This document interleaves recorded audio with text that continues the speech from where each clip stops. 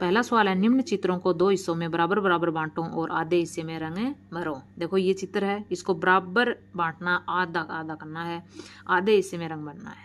ऐसे ही इसको बराबर बांटना है स्केल की सहायता से, आधे में कलर करना है। ऐसे ही देखो यहाँ पर किया मैंने, ये यहाँ पर किया है, आधे में रंग भर दिया है। दूसरा सवाल है, नीचे दिए गए प्रत्येक चित्र को रेखा खींचकर सर्वसंभव तरीकों से बराबर बराबर आधा आधा बांटिए और आधे भाग को छायांकित कीजिए। जिधर से भी आधा हो रहा है उधर से आधा बांटना है, आधा आधा दो जगह, और छायांकित करना आधे को। अब देखो इसमें मैंने किया स्केल से आधे को छायांकित, ये देखो इसमें भी आधे को बांट के छायांकित किया है। इसमें देखो यहाँ पर इसमें भी आधे को बांटकर छायांकित किया है, यहाँ पर आधे को। आप भी ऐसे ही सुंदर सुंदर करेंगे, इनको स्केल की सहायता से करना है। बगैर स्केल के करेंगे तो लाइन सीधी नहीं आएगी और हमारा सवाल है वो गलत हो जाएगा। तो आप स्केल की मदद ज़रूर लेना। अगला कार्यपत्रक देखते हैं 92 का। दक्षता है मूर्त वस्तुओं अथवा चित्रों के 1/4 भाग की समझ विकसित कर पाना। 1/4 यानी 4 में से 1 हिस्सा। एक चौकोर कागज लो, उसे मोड़कर 4 बराबर हिस्सों में बांटो। देखो यहाँ पर मैंने बांटा है, उनमें अलग अलग रंग भरो। आयताकार कागज में कुल कितने हिस्से हैं? 4 हिस्से हो गए। इसमें प्रत्येक हिस्से में 1/4 लिखे। प्रत्येक हिस्से में क्या किया है? 1/4 लिखना है। प्रत्येक हिस्से पर 1/4 लिख दिया। 1/4 को 1/4 लिखते हैं और 1/4 पढ़ते हैं। 1/4 का मतलब है 4 बराबर हिस्सों में से 1। पहला सवाल है, नीचे दिए गए चित्रों के 1/4 हिस्से में रंग भरिए। यानी 4 खाने हैं बराबर बराबर, उनमें से 1 हिस्से में रंग भरना है। तो देखो 1 2 3 4, 4 में से 1 में रंग भरना है। 1 2 3 4 में से 1 में रंग भरना है। ऐसे ही अगला है, देखो 4 में से 1 और इनमें से 4 में से 1, इसमें 4 में से 1 में रंग भरना है। अगला कार्यपत्रक देखते हैं 93 का। दक्षता है मूर्त वस्तुओं अथवा चित्रों की 1/3 भाग की समझ विकसित कर पाना। 1/3 1/3 यानी 3 में से 1 हिस्सा। किसी वस्तु को 3 समान हिस्सों में बांटने पर प्रत्येक हिस्सा उस वस्तु का 1/3 हिस्सा कहलाता है। यानी कोई भी चीज़ है, मान लो ये रोटी है, इसमें इसको 3 समान हिस्सों में बांटने पर, देखो इसको मान लो 3 समान हिस्सों में बांटने दिया हमने, तो इसका प्रत्येक हिस्सा वो तीसरा हिस्सा कहलाता है 1/3। इसे 1/3 कहते हैं और 1/3 लिखते हैं।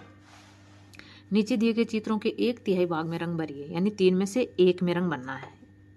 1/3 यानी 3 में से 1 में रंग भरना है। यहाँ पर 3 में से 1, 3 में से 1। अगला है, ये देखो यहाँ पर 3 में से 1 और 3 में से 1, 3 में से 1 में रंग भरना है। अगला कार्यपत्रक देखते हैं 94 का। दक्षता रहेगी चित्र के छायांकित भाग को भिन्न के रूप में एवं भिन्न रूप को चित्र में छायांकित कर पाना। दिए गए चित्रों में 1/2 यानी आधा भाग छायांकित करना है। 2 में से 1, यहाँ 6 भाग हैं, 6 में से 3 कर दिया, आधे हो गए। 2 में से 1 कर दिया, 4 में से 2 छायांकित करेंगे। यहाँ 4 हैं, 4 में से 2 छायांकित करेंगे। ये नहीं 2 छोटे छोटे ही कर दिए छायांकित, ये सॉरी, ओहो सॉरी 1/4 ही छायांकित करना है। यहाँ पर 1/4 भाग, 1/4 भाग छायांकित करना है। यानी 4 में से 1 हिस्सा ही छायांकित करना है। यहाँ बाई मिस्टेक क्या हो गया, वो ऊपर के हिसाब से 1/2 हो गया। सिर्फ 1 को करना है, कोई सा भी एक देखो 1 को करना है, इसको नहीं करना है, इसको करना है, इसको नहीं करना है। 1 इनमें से 1 करना है, और ये छायांकित आपको नहीं करना है, ये बाई मिस्टेक हो गया। तो आप 1 ही छायांकित करेंगे इनमें। तीसरा, छायांकित भाग को सही भिन्न से मिलान कीजिए। देखो 1 छायांकित है 4 में से, तो 1/4। दूसरे में 1 छायांकित है 3 में से, तो 1/3। यहाँ पर 2 में से 1 छायांकित है तो 1/2, और यहाँ पर 4 में से 3 छायांकित है तो 3/4। अगला कार्यपत्रक है 95 यानी 95 का। दक्षता रहेगी लंबाई, ऊंचाई अथवा दूरी का अनुमान लगाने की समझ विकसित कर पाना कौन है लंबा, कौन है छोटा। यहाँ पर देखो, ये यहाँ पर कुछ वस्तुएं दी हुई है, इनमें सबसे छोटी आपको कौन सी वस्तुएं दिखाई दे रही है? यहाँ पर सबसे छोटी शायद ये है क्या? देखो यहाँ पर प्रश्न पूछ रखे हैं नीचे, बांसुरी और बैट में कौन लंबा है। देखो बांसुरी और बैट में से तो बैट लंबा है। पेंसिल और लड़की में कौन लंबा है? तो लड़की लंबी है। भिंडी और लौकी में से कौन लंबा है? तो लौकी लंबी है। लड़की का हाथ लंबा है या पैर? तो पैर लंबा है। आपके विद्यालय में बरामदा लंबा है या एक कमरा? तो बरामदा लंबा है। आपके बैग में कौन सी पुस्तक सबसे लंबी है? तो आपके बैग में जो भी पुस्तक है वो सबसे लंबी है, उसका नाम लिखेंगे। यहाँ पर मैंने लिखा गणित। अगला, कक्ष में ब्लैक बोर्ड लंबा है या दरवाज़ा? तो दरवाज़ा लंबा है। कार लंबी होती है या मोटरसाइकिल? तो कार लंबी होती है। अगला है, मोबाइल फ़ोन और हाथ घड़ी में कौन छोटा है और कौन लंबा है? तो छोटा कौन सा है? हाथ घड़ी। लंबा कौन सा है? मोबाइल। अगला है, आपकी हाथ की अंगुली और पैर की अंगुली में कौन छोटी है और कौन बड़ी है? तो छोटी कौन सी है? पैर की अंगुली छोटी है और लंबी क्या है? हाथ की अंगुली लंबी है। तो चलो आइए देखते हैं कार्यपत्रक 96 में दक्षता, हल्की एवं भारी वस्तुओं का अनुमान लगाने की समझ विकसित कर पाना। पहला, हल्की से भारी वस्तु का क्रम से नाम लिखिए। देखो सबसे हल्की कौन सी है? बेर। फिर उससे भारी आलू और फिर सबसे भारी तरबूज। बेर, आलू, तरबूज। इनमें देखो सबसे पहले गिलास, मग और बाल्टी। इसमें पिन, माचिस और ईंट। अगला दूसरा सवाल, हल्की एवं भारी वस्तु का तराजू से मिलान कीजिए। देखो जो पलड़ा नीचा है तो उस पर भारी वस्तु होगी तभी वो नीचा होगा, और ऊंचा मतलब वजन कम है यानी इस पर हल्की वस्तु आएगी। तो ये इस पर आएगी और ये भारी नीचे वाले पर। ये भारी नीचे वाले पर और हल्की छोटे ऊंचे वाले पर। ये देखो। अगला कार्यपत्रक देखते हैं 97 का, दक्षता है धारिता अथवा मात्रा का अनुमान लगाने की समझ विकसित कर पाना। पहला सवाल है, कितना पानी, तुम रोज नहाने में कितनी बाल्टी पानी इस्तेमाल करती हो? तो जितनी बाल्टी आप इस्तेमाल करते हो यहाँ पर लिखेंगे। और पानी को व्यर्थ बहाना नहीं चाहिए, जल ही जीवन है तो उसका मितव्ययता से उपयोग करना चाहिए। तो यहाँ पर नहाने के लिए 1 बाल्टी बहुत है। दूसरा है, तुम्हारे पिता सब्जी बनाने में कितने गिलास पानी इस्तेमाल करते हैं? 1 गिलास या 2 गिलास, जो भी। एक भैंस को नहलाने में कितनी बाल्टी पानी इस्तेमाल होता है? 4 बाल्टी। 2 बाल्टी से नहलाते हैं तो 2 बाल्टी लिखेंगे। अगला, आप रोज़ कितने गिलास पानी पी जाते हो? तो ज़्यादा से ज़्यादा पानी पीना चाहिए। यहाँ पर मैंने लिखे हैं 10 गिलास। दूसरा सवाल है, 1 बाल्टी में पानी ज़्यादा आता है या 1 गिलास में? तो बाल्टी में ज़्यादा पानी आता है।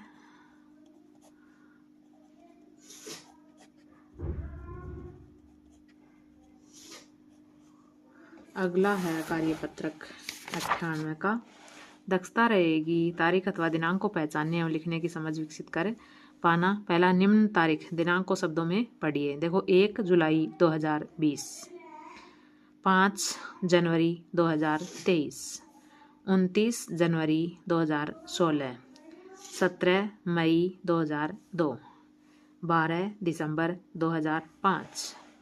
दूसरा, निम्न दिनांक को अंकों में लिखिए। देखो 15 अगस्त 1947, 15 अगस्त 1947, 26 जनवरी 1950 तो 26/1/1950, 20 नवंबर 1949 तो 20/11/1949, 13 अप्रैल 1919, 5 सितंबर 1969, 5 सितंबर 1969। अगला है तीसरा सवाल, महेश की जन्मतिथि 5 फरवरी 2018 एवं सुरेश की जन्मतिथि 5 फरवरी 2015 है। तो बताइए दोनों में किसकी उम्र अधिक है और किसकी उम्र अधिक है और किसकी कम? देखो ये 15 का है, ये 18 का है, तो इसकी ज़्यादा है, सुरेश की उम्र अधिक है जबकि महेश की उम्र कम है। अगला है 4 का, आप 5 फरवरी 2021 को बाजार से खाने का तेल और दलिया लेने जाते हैं और उन दोनों के पैकेटों पर लिखा है यह पैकिंग की तिथि से 2 माह तक प्रयोग में लाया जा सकता है, और तेल की पैकिंग तिथि है 3 अगस्त 2020। 2 महीने तक काम में लिया जा सकता है यानी 3 अक्टूबर 2020 तक काम में आएगा ये। और दलिया की पैकिंग है 5 जनवरी 2021, यानी ये 5 मार्च 2021 तक काम में आएगा। अब देखो आप किस वस्तु को खरीदेंगे और किस वस्तु को नहीं, यदि हाँ तो क्यों और नहीं तो क्यों। अब देखो ये 5 फरवरी 2021 को हम जाते हैं तो ये तो पहले एक्सपायर हो गया 2020 में अक्टूबर में, तो ये तो काम का नहीं है, तेल तो नहीं खरीदेंगे। अब क्या खरीदेंगे, हम दलिया को खरीदेंगे क्योंकि तेल काम में लेने लायक नहीं है, उसकी डेट एक्सपायरी हो चुकी है।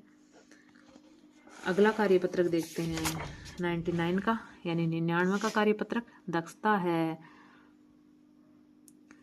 आकृतियों तथा संख्याओं के पैटर्न को पहचान कर नए पैटर्न बनाने की समझ विकसित कर पाना। देखो 26 यहाँ मनपसंद पैटर्न द्वारा आगे बढ़ाना है अपनी पसंद के अनुसार। 2-2 की जंप करनी है या 4-4 की करनी है, 3 की करनी है, 5 की, 10 की, 15 की, जो भी अपने मन पसंद है। यानी यहाँ कर रहे हैं हम 10 की। 26 में 10 जोड़ेंगे 36, 46, 56, 66, 76, 86 और 96। यहाँ पर 85 5 जोड़ रहे हैं 90, 90 में 5 जोड़ेंगे 95, 95 में 5 जोड़ेंगे 100, 100 में 5 जोड़ेंगे 105 और 105 में 5 जोड़ेंगे 110। यहाँ पर हम 2 की जंप कर रहे हैं 41, फिर 43, फिर 45, फिर 47, फिर 49 और फिर 51। अगला है हम 71 -5 कर रहे हैं। 71 में से 5 घटाएंगे 66, 66 में से 5 घटाएंगे 61, 61 में से 5 घटाएंगे 56, 56 में से 5 घटाएंगे 51, 51 में से 5 घटाएंगे 46। अगला है 36 में से 3 घटाएंगे 33, 33 में से 3 घटाए 30, 30 में से 3 घटाए 27, 27 में से 3 घटाए 24, 24 में से 3 घटाए 21। अगला कार्यपत्रक देखते हैं 100 का। दक्षता है आकृतियों से सामान्य सूचनाएं संकलित करने की समझ विकसित कर पाना। चित्र देखकर तालिका भरिए। यहाँ पर देखो आकृति दी हुई है 4 तरह की। ये त्रिभुज है, 3 भुजाओं से घिरी हुई बंद आकृति को त्रिभुज कहते हैं। ये वर्ग है, इसकी चारों भुजाएं और चारों कोण बराबर होते हैं। ये वृत्त है, ये गोलाकार है और ये है आयत, जिसकी आमने सामने की भुजाएं बराबर होती हैं और प्रत्येक कोण 90 डिग्री का होता है। यहाँ पर इनको हमें गिनकर लिखना है। देखो यहाँ पर ये दिया हुआ है, इसमें त्रिभुज कितने हैं और देखेंगे यहाँ पर त्रिभुज 1 2 3 4 5 6 7 8 9 10 11 12 13 14 15 16 17 18 19 त्रिभुज हैं 19। फिर वर्ग कितने हैं 1 2 3। वृत्त कितने हैं यहाँ पर 1 2 3 4 5 6 7 8 9 10 11 12 13 14 15 16 17 18 19 20 21 22 23 24 25 26 27 28। तो यहाँ पर वृत्त हैं 28। आयत कितने हैं 1 2 3 4 5 6 7। आयत हैं 7। अब है तालिका देखकर बताइए। ऊपर ये जो तालिका बनाई है हमने, इसको देखकर बनाना है किस आकृति की संख्या सबसे ज़्यादा है। अब देखो सबसे ज़्यादा कौन सी है 28। ये वृत्त सबसे ज़्यादा है। सर्कल है, आकृति बनाएं तो यहाँ आपको आकृति बनानी है सर्कल की। किस आकृति की संख्या सबसे कम है, तो इसमें सबसे कम क्या है देखो ये 3 क्या है वर्ग सबसे कम है। इनकी आकृति बनानी है तो ये हम वर्ग बना दे।